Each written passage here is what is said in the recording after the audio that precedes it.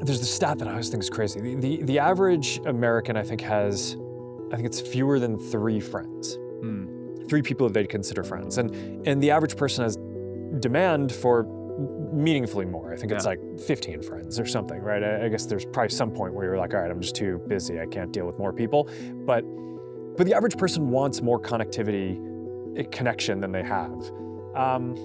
So, there's a lot of questions that people ask of stuff like, okay, is this going to replace kind of in-person connections or real-life connections? And my default is that the answer to that is probably no. I think I think that there are all these things that are better about kind of physical connections when you can have them, but the reality is that people just don't have the connection and they feel more alone a lot of the time than they would like. So, there are a handful of companies and stuff who are doing virtual therapists and, there's like virtual girlfriend type stuff, but you'll be able to basically have like an always on video chat where it's like the AI will be able to, the gestures are important too. Like more than half of communication when you're actually having a conversation is not the words that you speak, it's all the nonverbal stuff.